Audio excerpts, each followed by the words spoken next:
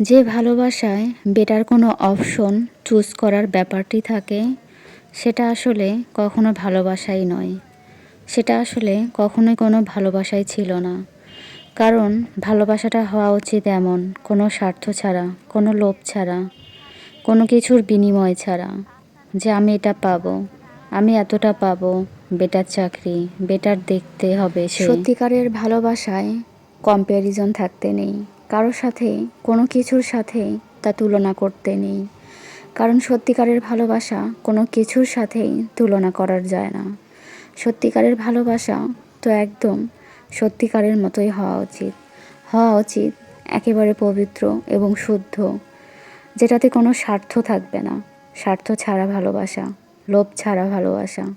কিন্তু এই ভালোবাসাটাই কজনের মাঝেই বা থাকে।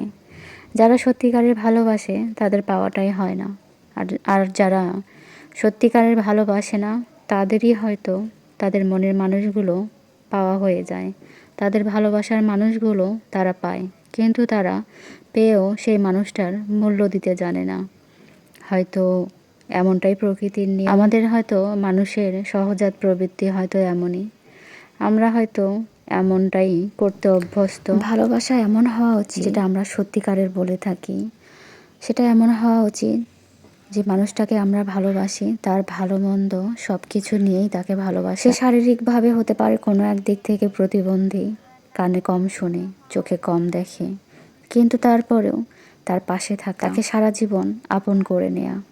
ভালোবাসাটা এমন হওয়া উচিত, কোনো স্বার্থ ছাড়া, শুধু তাকেই ভালোবাসা। একজন ব্যক্তিকে ভালোবাসা মানে তার ভালো মন্দ সব নিয়েই সেই ব্যক্তিটাকে, সেই ব্যক্তির সমস্যা, সেই ব্যক্তির সব কিছুকেই ভালোবাসতে হবে। সত্যিকারের ভালোবাসা হওয়া উচিত এমন, যখন সে কোনো সমস্যায় পড়বে, বিপদে পড়বে, শুধু মানুষটাকে ভালোবাসলাম, তার সমস্যাটাকে ভালোবাসলাম না, এ আবার কেমন ভালোবাসা? তার সেই সমস্যাগুলোকেও নিজের করে নেয়া, নিজের মনে করা যে এই সমস্যাটা আমাদের, এটা সলভ করতে হবে। দুজন মানুষের মধ্যে অনেক ভালোবাসা থাকা সত্ত্বেও যখন কোনো মেয়ে কোনো ছেলেকে এটা বলে যে আমার বাবা মা তোমার চাকরিটা পছন্দ করছে না, বা আমার বাবা মাকে আমি রাজি করাতে পারছি না, তারা তোমার থেকে বেটার চাকরি এটা খুঁজছে আমাকে বিয়ে দেওয়ার জন্য, বা তোমার এই সমস্যাটার জন্য করে তাদের আমি রাজি করাতে পারছি না।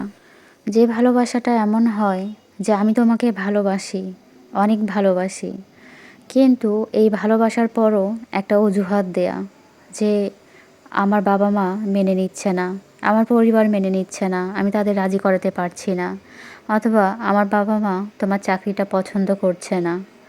এটা কেমন ভালোবাসা? তাহলে কি আমি যখন তোমার এই সমস্যাটাকে তারা সমস্যা মনে করছে, এই সমস্যাটা কিভাবে আমি তাদের বোঝাবো, কিভাবে সলভ করব?